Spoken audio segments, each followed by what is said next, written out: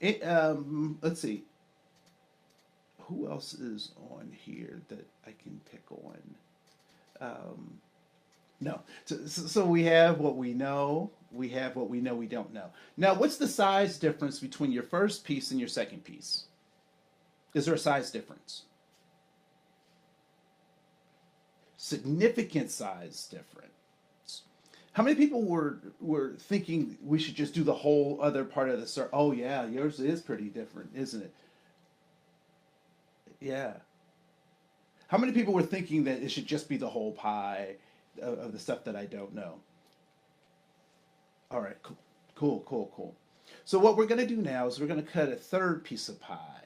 So we have what we know, we have what we know we don't know, and what do you think that third piece of pie is? What you don't, that's exactly right. You should be teaching this. Why am I? Right. So what you know you don't know, or your blind spots. So if you can put those two words there, blind spots. So you have what you have what you know you don't know, you have your blind spots. And if we look at all three of those, we'll call those a paradigm. So if you can, next to that circle, write the word paradigm. And what is a paradigm? And do not say four nickels. What is a paradigm?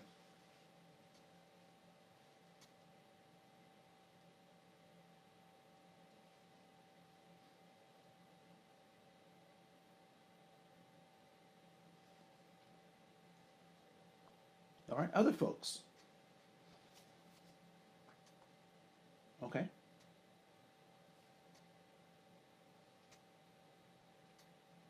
Luis, what's a paradigm?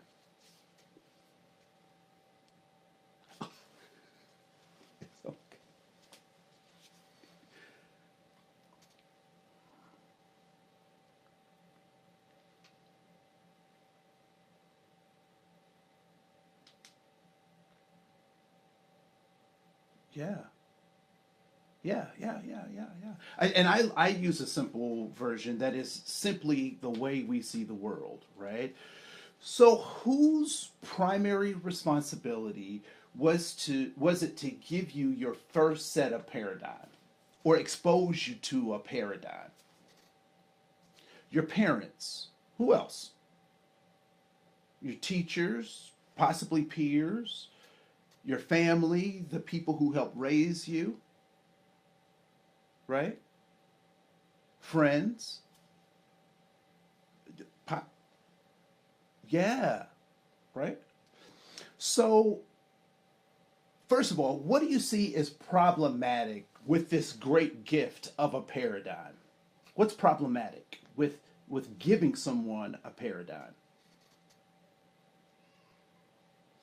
So you could be forcing your views on them. What else?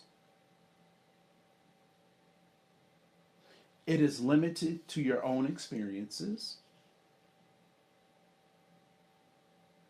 It is limited to the experience of people like you.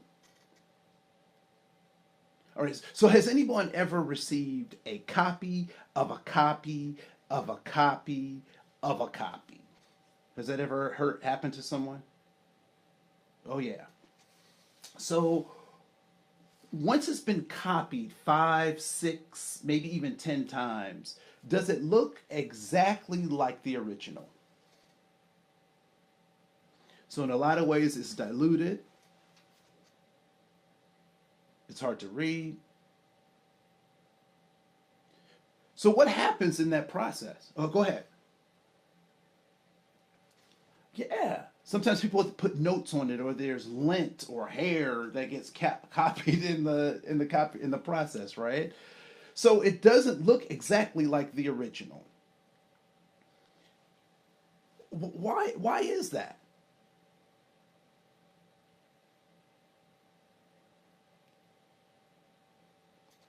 Haley, what do you think?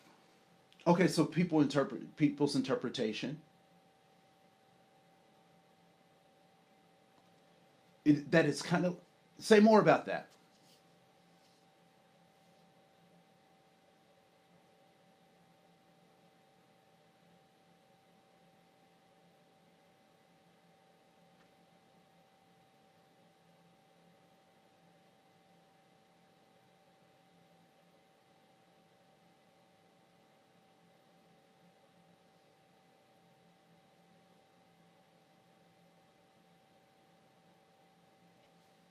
And I love that. I would also suggest that the context changes, right? So, like right now, we're in the midst of probably the biggest global paradigm shift that any of us have ever experienced. I don't think anybody in our generation has experienced the kind of global shift that, in terms of paradigms, how we see the world, as to what we're experiencing right now, right? So, I have a 5 year old. I'm in the midst of helping her adjust her paradigm. When she sees a friend, what is her first inclination? Oh, friend, oh, friend. You know, now we're doing Wakanda forever, right? And so, what we have to recognize is that sometimes the things that we've been taught about the world were given to people, given to us by people who had their own blind spots, people who didn't have a worldview outside of what they could, because you can't know more than what you can know, right? And so when we think about this idea of a paradigm and we think about affinity bias, the first thing that we have to have for people is grace. We have to give people grace. So what do you think that means? What does that mean to give people grace?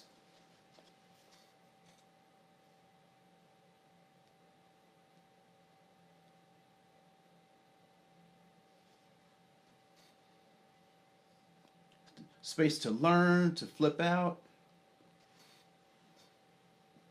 and recognizing that people can be, and they can be what? Anxious? Yeah. And they can be bored. Yeah. And so part of our job is to really figure out with people where they are and accept them for who they are, because very they have many of the same challenges that we do, just being human, right? So just being human. So we give people those things. And so when we think about this affinity bias, it is a natural part of the socialization of human beings. But if we want to be effective, what do we have to do with something that is ingrained in these socialized systems? What do we have to do? You have to identify it first. You have to be flexible,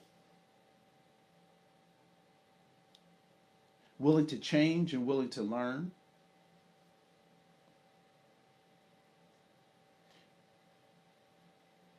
Be aware of yourself and others. Take ownership of your actions. And we'll talk about this a little bit later in the sessions, but also recognizing that we can't be so woke, right? That people can't experience stuff with us. Because anyone ever had somebody who was a perfectionist, particularly when it came around speaking English. I remember when I was younger, there were individuals, older individuals, that would correct me every time I said something. I didn't, use a conjunction right, or, whatever, but they would correct me all the time. Guess what I stopped doing after a while? What's that? Especially around them. I would talk how I talk away from them, but around them I would just be quiet because I didn't want to hear that. And I would say that the world needs us to be active and to be engaged, and we need to figure out ways to engage other people in this process. Um, so this idea of affinity bias is a natural process of human systems that we have to constantly recognize and in some cases fight against or push away, right? What determines if affinity bias is a bad thing? What's the determining factor of that?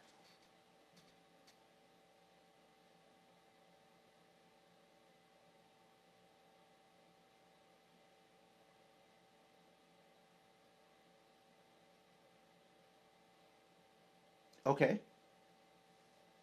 Oh,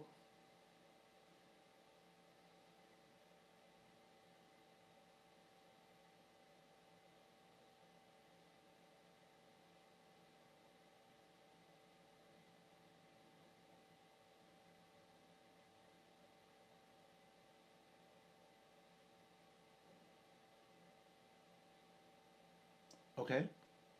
Other folks. Sonia, go ahead.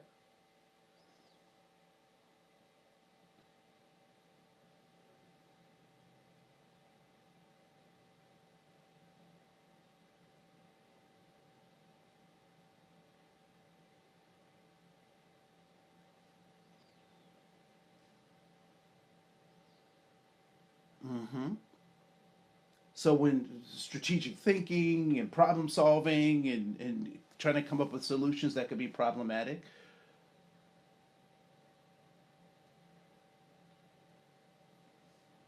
Mm-hmm. Other folks.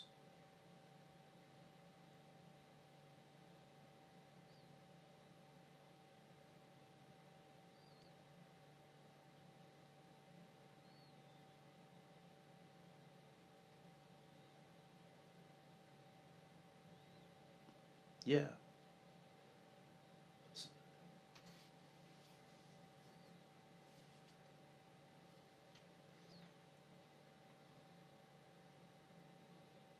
Yeah. Beth, you were going to say something. Okay.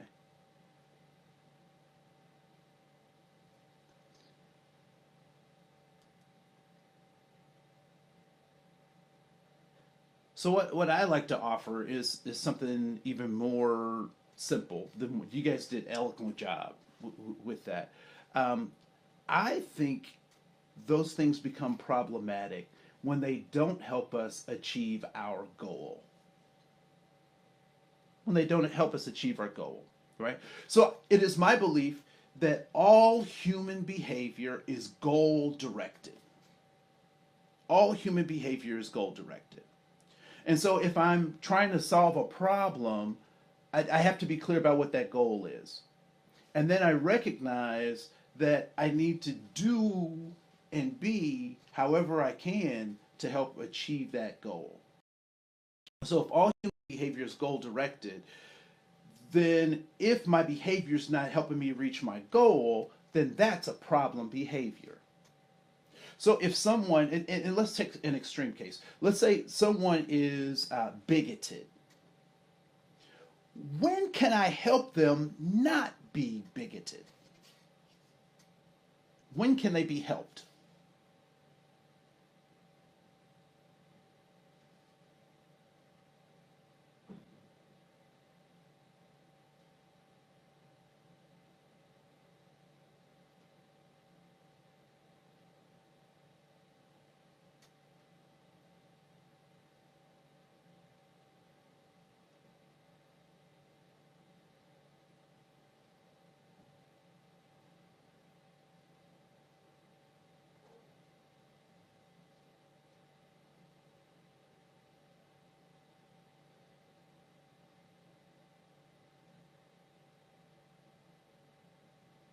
Anybody else? Good.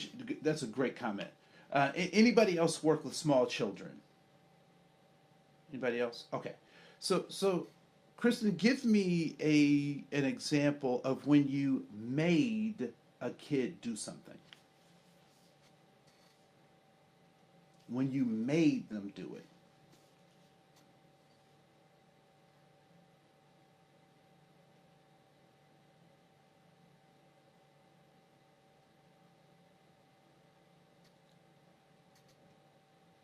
Uh huh. Oh, this is it. No, this is perfect. Perfect. So when have you made an infant do something?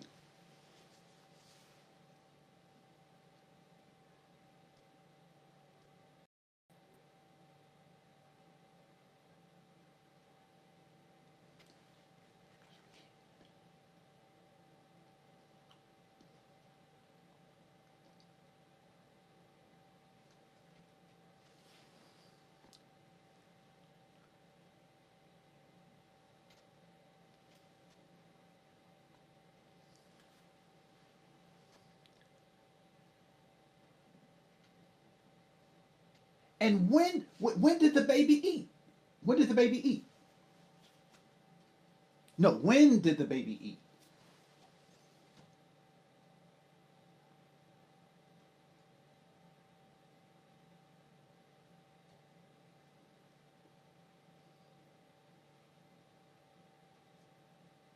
Mm-hmm. But why 30 minutes after they arrive? Why? Because were you doing like the airplane thing? Bzzz, eat the food, eat the food.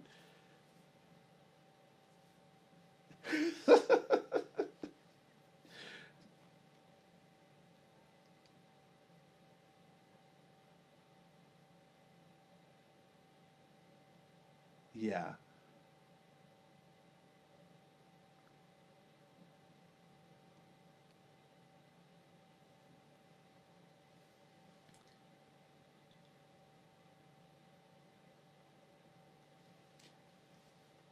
All right. Can somebody pull the dots together for me? Why did I start talking about a bigoted person, and then we went on to talking about making a baby eat, and we're talking about being goal directed? Can somebody connect those dots for me?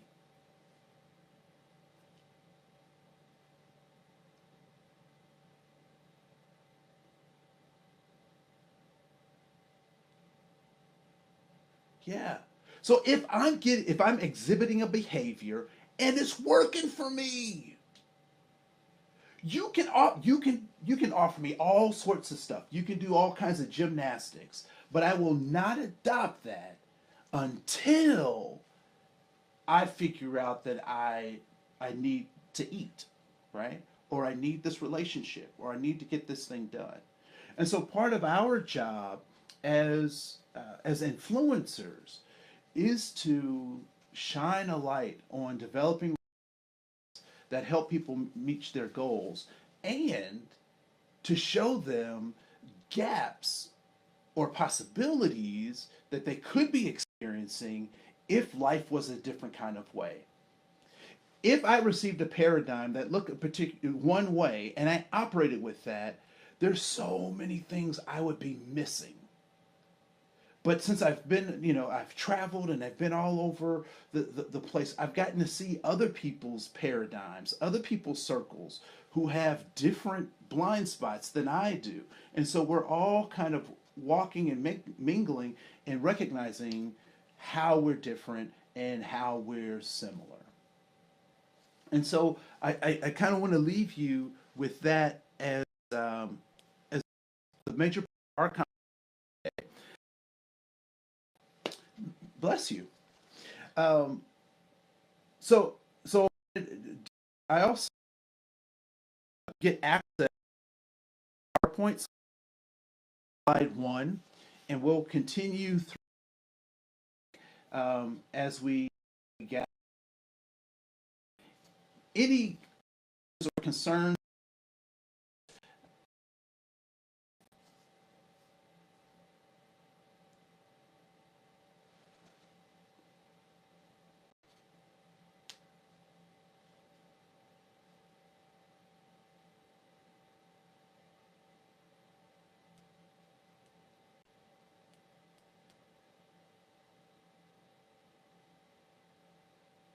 Yeah, that's I have to figure out why for days. I said 3 days a week, and it was supposed to be Mondays, Wednesdays, and Fridays, but some of them didn't fall that way. So I'll check that out. But we'll meet in the space on Mondays, Wednesdays, and Fridays. 2 o'clock. Yep. So about an hour. Around probably around 40 minutes, 45 minutes or so.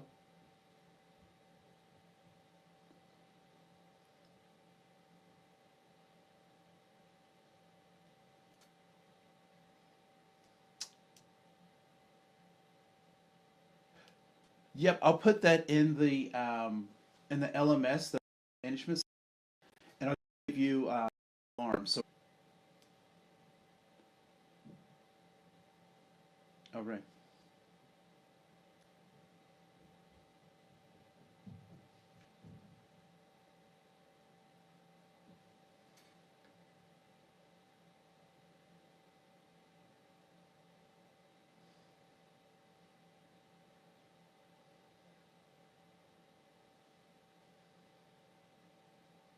Okay. So I will. Yep. I'll reopen the slide deck so that there you don't have to log in to Gmail. So I'll fix that as well.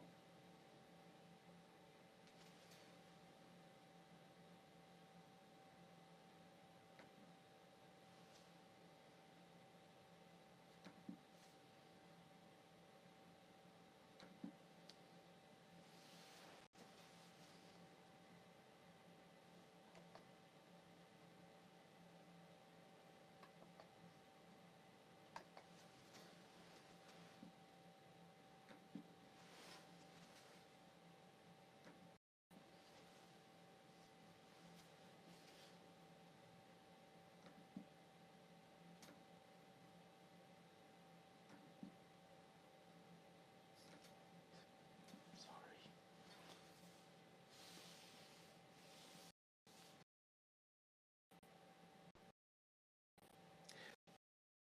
Yeah, sorry. Yeah. So it just bumped us. I'm sorry.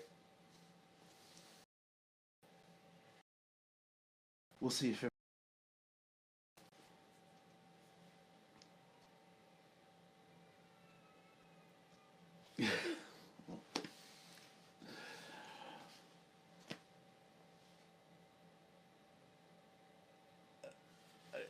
Yeah. And they're like, no. So I think we're all trying to navigate this hyperspace in a new way. So, um, but yeah, so also feel free to contact me if you have questions, comments, observations. I'll be uh, available to you for the next 6 weeks. So, yes,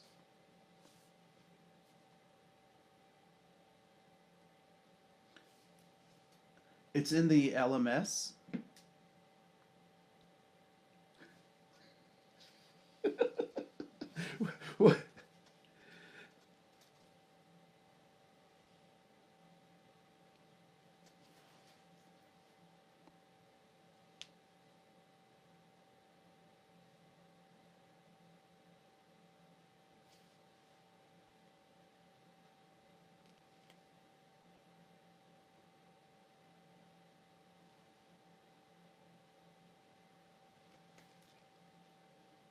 Yeah, because I'm not in your system. So,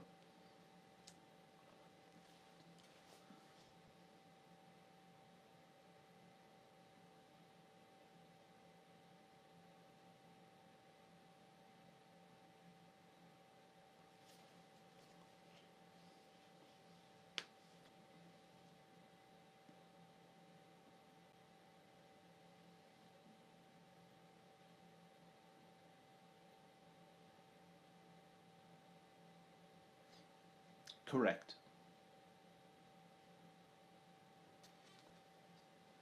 Yep.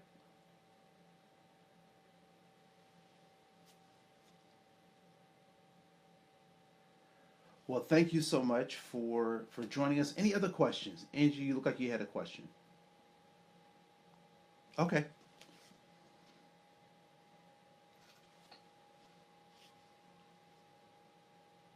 Yes.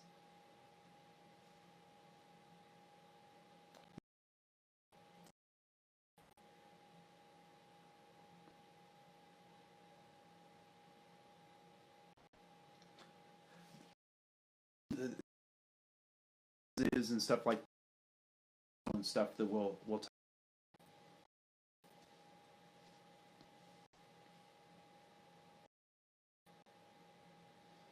I will do that today. Today, I get a feel of what the group and how we're going to. But today we'll go through the day. It'll be really clear what the next step is forward.